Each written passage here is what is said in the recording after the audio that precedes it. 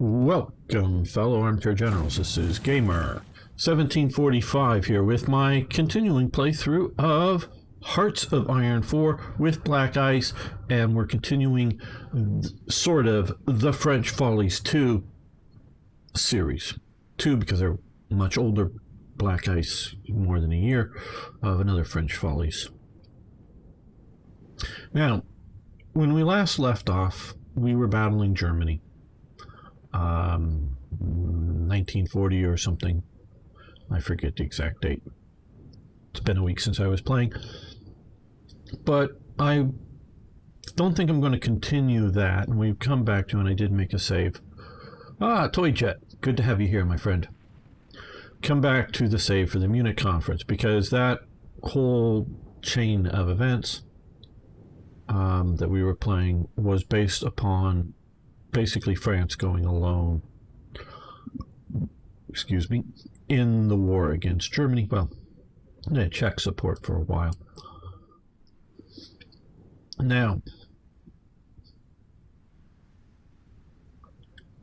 I'm always reevaluating history. Hitler and Stalin are bad. I don't need to reevaluate that, but I can still reevaluate their performances. How bad was Hitler's and Stalin's meddling in fighting the war affecting it? May change my mind on, was it super bad, just very bad, a little bad, generally bad? We can reevaluate those kind of things. Now, and I'm sort of, and I have the Munich conference and appeasement. I had one political science professor, which didn't terribly like him, it was my international relations course, but his whole thesis was all wars are started because of misconceptions, misperceptions, miscalculations, and that they always believe, and this is not, it's always believed by one of the two parties. Obviously there can be more than two, but at least one, it takes two parties to have a war, that one side in the war makes a misperception, in starting it. Now, it may not be the aggressor making the misconception, because let's just say, let's look at Luxembourg. Belgium decides to invade Luxembourg, and Belgium has gone around and asked every single country on the planet if they plan on fighting to defend Luxembourg, and they all say no. Okay. And so Belgium knows it in terms of killing people more. Stalin. Well, I'm not talking about who was worse, just meddling in the war, affecting the outcome of the war. We can reevaluate the leaders. None of Stalin nor Hitler did a good job in those opinions. A bad job, just how bad. But let's get back to Luxembourg. So Belgium decides it wants to invade Luxembourg. And it gets its army all set up around the Luxembourg-Belgian border, and then announces, Luxembourg, we're going to invade and conquer you. Okay. Now, this is, and I'm paraphrasing, obviously, but fairly closely, this political science professor. If there's a war, it's because of misperception, he believed. Either Belgium's misperceptions say that they could defeat Luxembourg, which is probably not a fact, or maybe their misperception on whether Belgium was going to, or other nations were going to object and join the war. Meaning, France, you're really actually going to do it? Well, then we'll roll our tanks in. Or the other side of it is, the misperception is that Belgium believes that, Luxembourg believes that they have a chance in defending themselves versus Belgium. That somehow they could win, that there's a chance. And so his belief was very much that, well, of course, Luxembourg should realize that they can't win, so they should just not fight the war. Just like, okay, your troops are marching in. We're not happy, but whatever. No point in fighting because we can't win the war. So this is, all wars basically are fought on misperceptions, is his whole theory. Now we can jump to the sort of so-called First Gulf War. This is the Second Gulf War, that because there had been the Gulf War between Iran and Iraq, but Iraq's invasion of Kuwait.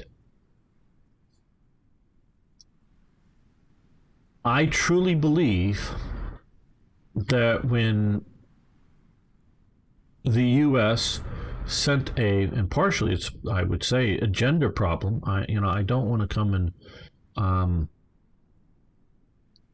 make too big of a statements, but sending a woman ambassador to the Middle East is probably not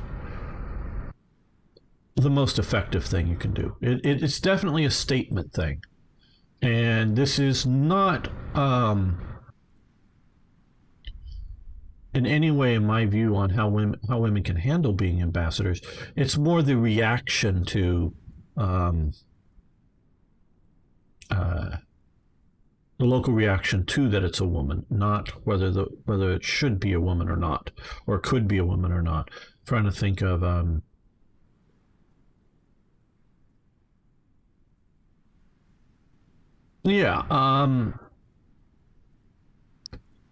if you were to say send a special or a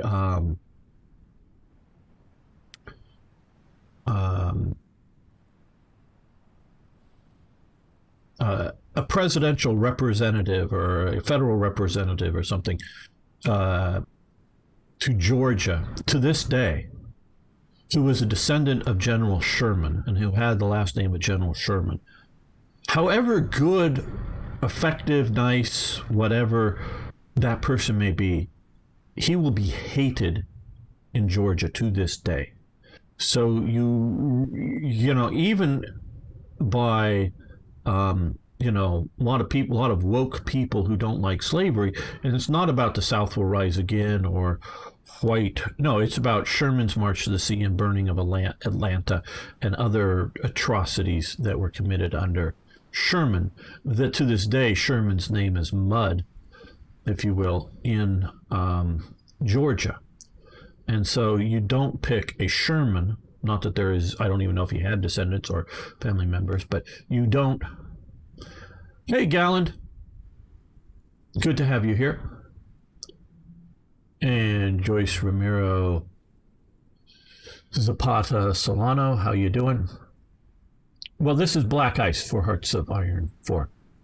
Prejudices, yes, absolutely. It's prejudices. And so there's sometimes good reason for the prejudices, like we're talking about being prejudiced against somebody who last name Sherman, somehow being in an authority in Georgia would be a bad thing, even if it's a great person. It's not a good pick. So that's part of the problem with a U.S. female ambassador to Baghdad under Saddam Hussein. But Saddam had a conflict with with Kuwait.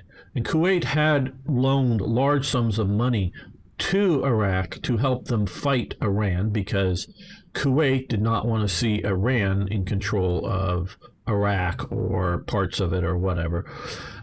And Iraq was having trouble repaying its debts. So basically, and I don't know what exactly was said and what's been recorded as being said, but basically, I'm not sure whether Saddam was asking permission or asking for help with the U.S. to mediate the problem with Kuwait. But basically, the message from the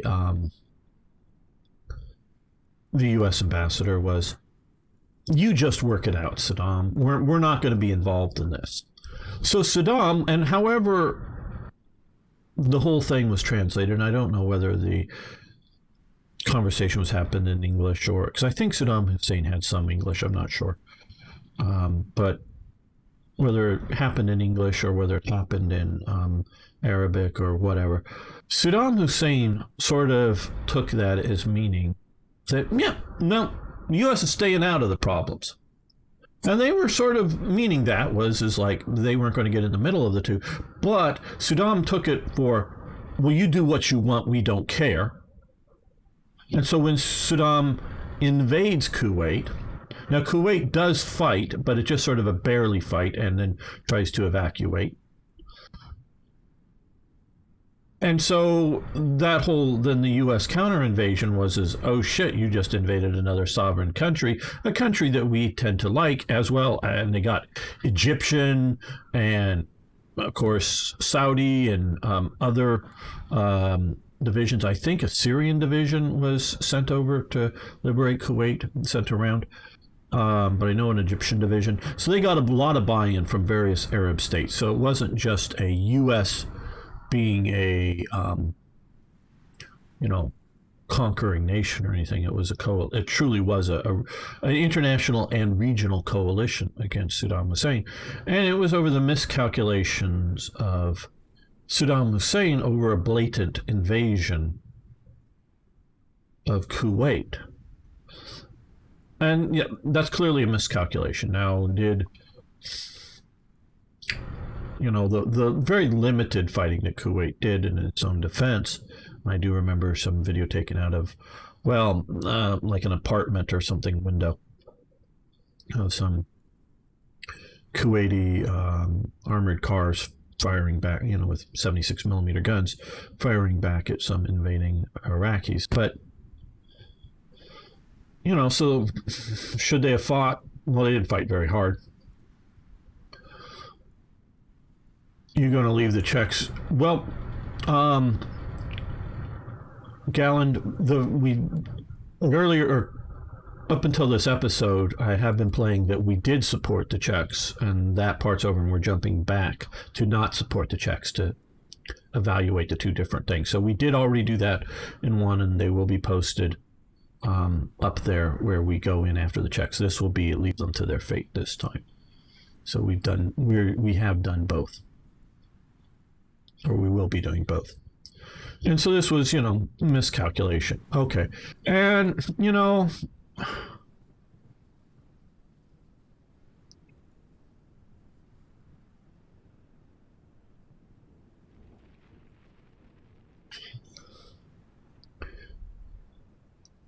I could say that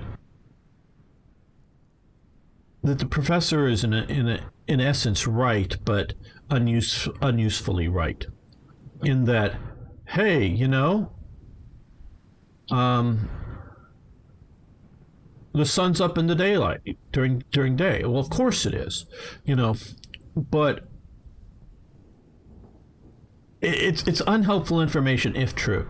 Now, there is reasons to fight even if you're going to lose.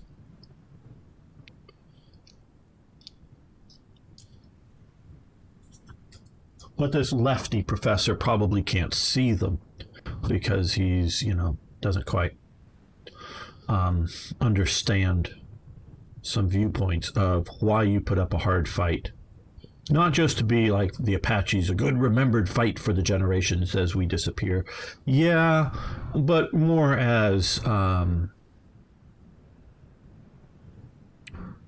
if one nation fights this time and costs you a lot of trouble, it may be good in the long run. May be bad for this particular war, but may be good in the long run. That's good. Now, so what leads to the start of World War II are miscalculations. And that's clear. And this is where you sort of fall into the trap. There's two miscalculations leading to this. Well, it could be three, but start of World War II. Japan sort of engineering or taking a minor event and I don't quite honestly know how much it was engineered by the Japanese in the region versus an actual incident that the Japanese magnify, its importance and its effect, and then invade China.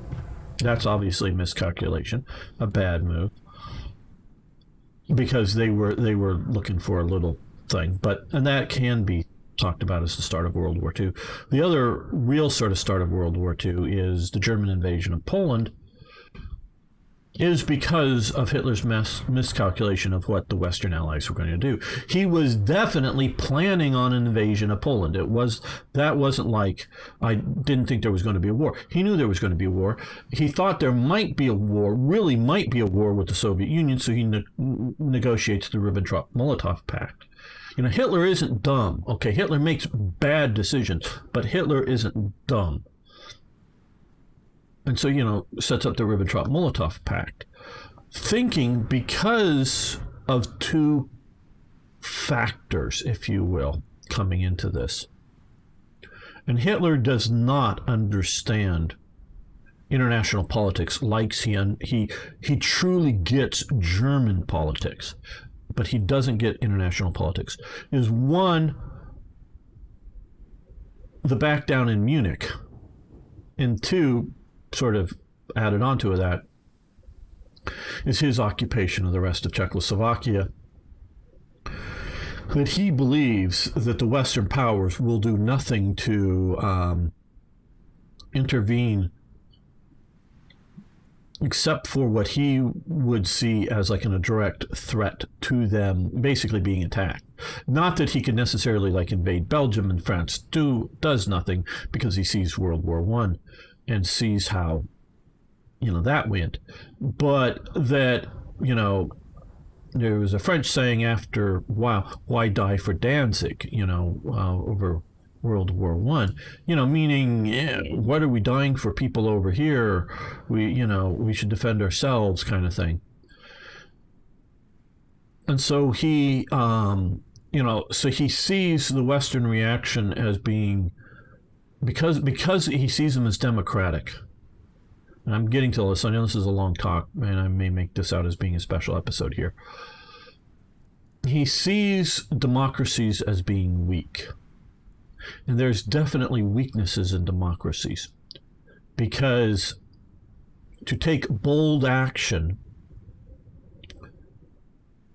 and because bold is unclear as to if it's good. Because if it's a good idea, everyone agrees, because then agrees, and it's not bold action. It's just like, yeah, that was the smart move. Everybody agrees, yeah, smart move. It's, before you do it, and some people are going, I don't know if that's a good idea. I don't know if that's going to work out. And then when it does, oh, well, he took bold action and it worked out. And, sometimes one person can truly clearly see how the action is going to be played out and that it's going to work. And so if you see it clearly, it's going to be right. Sometimes you may have a misconception, and stepping out and charging the enemy may be a stupid idea, and you just get shot, or some such thing. So he sees them as indecisive because of their democratic nature, and because the nations, and I'm getting to all my point here, are not on a single-minded front. Now, Germany is not on a single-minded front at this time. Germany's, to use is relative, in 1939, as the war is starting, Germany has relative stability, much more than 50%, I would say. But war support, maybe over 50%, but it's not really high. It is the war support, and that allows Hitler to keep fighting on and on and on, is only because they take Paris. And that's when war support finally shoots up amongst the population as a whole. And the army officer class as well. Before then, Hitler is constantly worried about war support within his nation. It is not a monolithic idea. Now, once Paris falls, and you see the victory parade in Berlin, which is normally not shown, there is video of it on YouTube, and it is tremendous, and that changes the game. Okay, so the Munich Conference. France has a defense agreement with Czechoslovakia. And if nations are to be believed and are to be trusted, they need to uphold their defense agreements, or one of two things. Well, yeah, they need to uphold their defense agreements, but those defense agreements need to not be bluffs, okay? A defense agreement should not be a bluff. It should be a real thing. And if you get to a point that you don't mean it, back out of it before it becomes a crisis. Okay? I know no world leader is watching my channel, will probably ever see any of my videos. Maybe some future one, young guy here or woman. I have almost zero, less than 1% female viewers, unfortunately. But so guys here may become future leaders. If you're ever in a position and you're somehow involved in your nation's, oh, we're Portugal and we have a defense agreement with Tibet. Oh no, let's go Bhutan. And they go, yeah, well, we made that, but if China or India invades Bhutan, we're not going to do anything about it. Then get the fuck out of the defense agreement. Now, it may be part of a greater NATO organization. That's a different matter. But I'm talking an individual nation-to-nation defense agreement.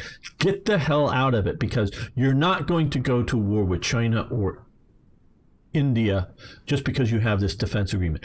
Get out. And even if you're the U.S. or whatever, get out. What's really hurt the U.S. credibility in recent times, hey, Alexander, is the U.S. had a defense agreement with Ukraine,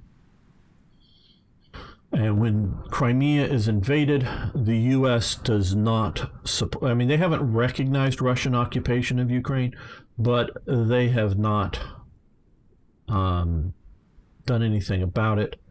What I would have done, now I probably would make a bad president, but what I would have done, because I don't want a general war with Russia, because it could lead to nuclear weapons, when Vladimir Putin government, or was it under Medvedev, I forget which, but he was sort of Putin's puppet, if you will, one of the real true Putin puppets, but takes over Crimea.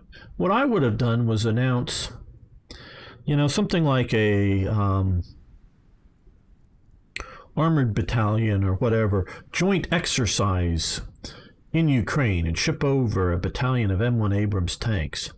And then once they're in Ukraine, go, yeah, we're going to do a live fire exercise. Live fire. We're loading them up with real things. We're going to do a live fire. Well, we're going to sort of start right here, and we're going to drive into this Ukrainian territory down here and do a live fire exercise. And yeah, well, they have nukes, but I'm not talking. Hey, Arno, good to have you here. Well, we're talking about the Munich conference, which is politics, obviously. And I would have just driven my tank battalion into Ukrainian territory that's internationally recognized. And if the Russians shoot at us, well, of course, shoot back. But if they don't, you also have, because it's a joint exercise, you also have Ukrainian troops following behind a battalion of M1 Abrams. And you reoccupy, in essence, Ukraine, and you allow the Ukrainians to disarm the Russian troops in Ukraine, or in Crimea, but this is part of Ukraine, and you solve it that way. You dare the Russians to shoot at you, and if they shoot at you because you believe you have good tanks, you shoot back, and you go, well, and don't just keep it there. That's what I would have done. Maybe it's a stupid idea, but that's how I would have handled it. And the other one is over the Chinese islands that the U.S. had a defense, still probably theoretically in effect, that the U.S. is going to help defend Filipino territory. And there's some of these islands that are claimed to be by the Philippines.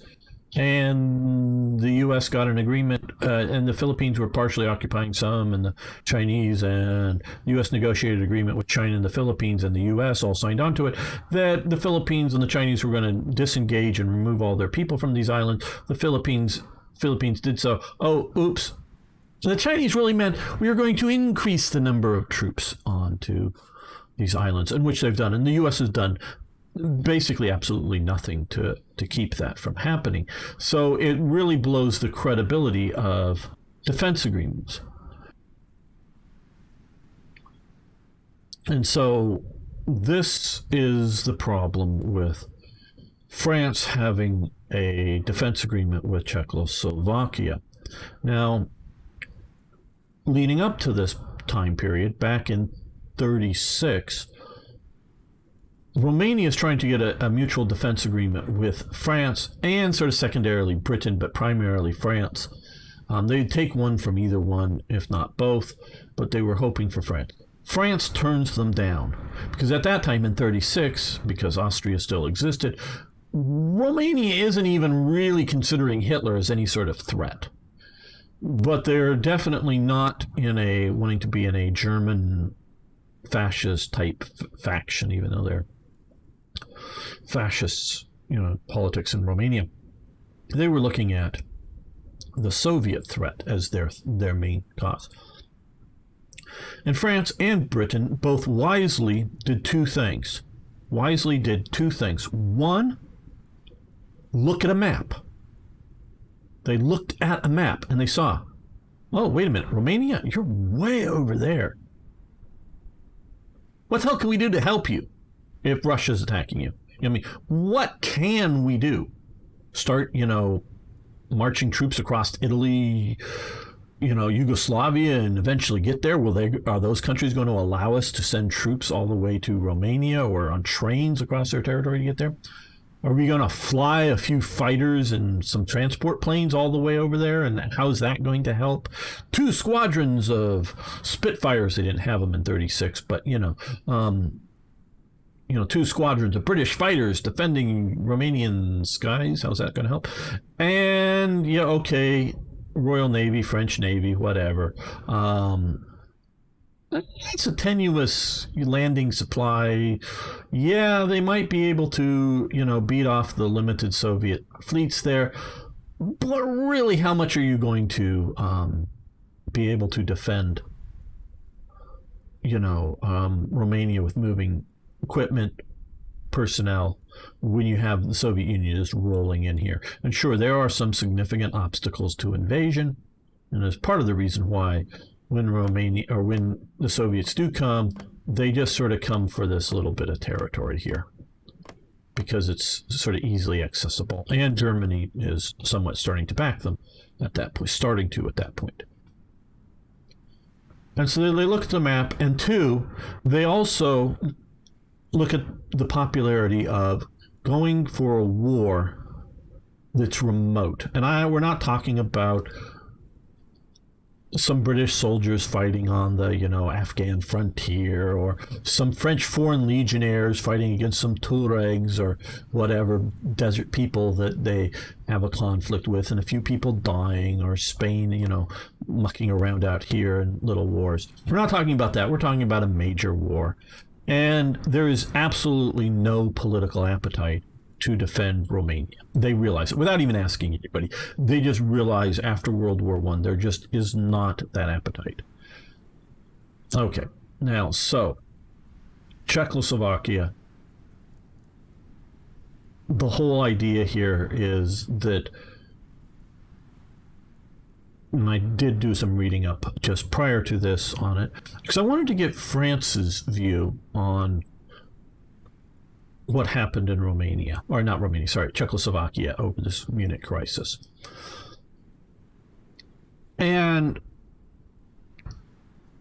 there is definitely a French agreement for mutual defense. I don't think there was specifically a British agreement, but Chamberlain is the one that starts this whole process by sending, Runciman? I forget exactly how you pronounce his name, over there as a mediator to try to mediate the conflict between Germany and Czechoslovakia. So you get sort of the British stuck into the negotiations. And they're sort of not going well. And then Mussolini enters and all negotiate between the parties, comes into it, who really doesn't have much of a issues going locally there. Chamberlain eventually decides that and this is, do I evaluate Chamberlain's decision? Is it good or is it bad to not defend Czechoslovakia? It definitely does lead to World War II. I don't believe Britain is ready to fight Germany at that point. Now, is France? And what do the French think? So Chamberlain basically pushes Daladier to not defend Czechoslovakia. He actually pushes Daladier. Daladier warns that eventually Poland and Romania will be the next targets, and then after that, he'll be moving west. So Daladier is more on the we should fight viewpoint. But he realizes that France, or he believes, whether it's realizes, but believes France cannot defeat Germany on his own at this point. And that the Czechs can't defend themselves long enough. Now, so Daladier leaves the conference disappointed that the West doesn't stand up for Czechoslovakia, and feels that he is going to be roundly denounced, if you will, in France for not upholding the defense agreement with Czechoslovakia. He lands and gets publicly acclaimed for avoiding war. So, which tells me, and which I already had basically believed, but wanted to sort of get some confirmation for the 1938 time period, there was no appetite in France for a war of any type. There just is not an appetite in France for a war in 38 at all. Britain thought, the British people thought there was going to be a war, and were sort of resigned to the, yeah, it's going to be a war. We're going to be in it again. God damn it. And then are sort of relieved that Chamberlain keeps them out of the war. But it does send this very, very wrong message to Hitler. Now, is that a good or a bad idea to send the wrong message to Hitler? Because if Hitler knows that if he invades Poland, there will be a war, what's Hitler going to do? Invade Poland and have a war? Or not invade Poland? You may go, well, hey, that's better. No war, doesn't invade Poland. No, what Hitler's going to do is going to make sure before he invades Poland that he is ready, that he thinks he's ready for war with France and Britain.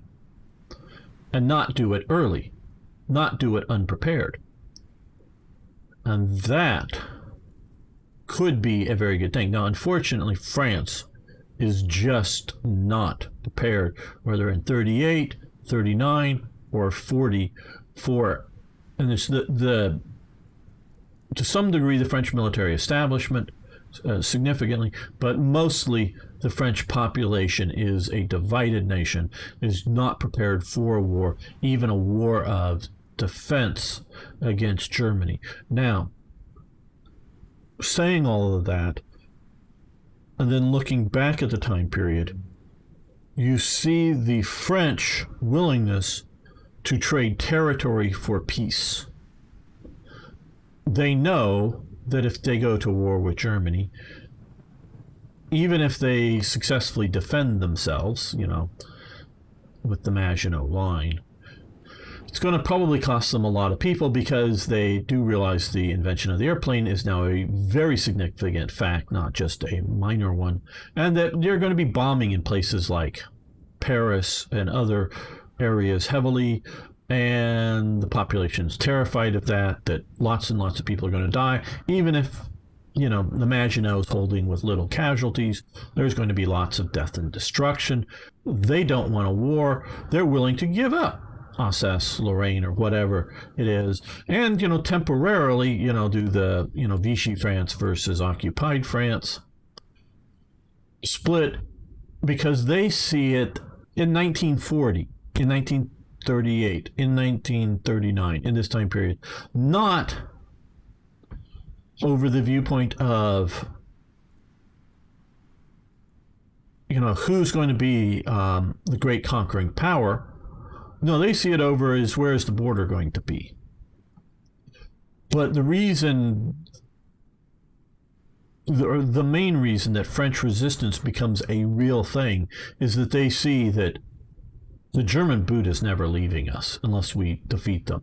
We are not going to be a free French nation ever again if we don't defeat the Germans. So it becomes over, in essence, the true existence of a relatively independent France. And that, and the complete, I don't know, how do you want to put this? The complete,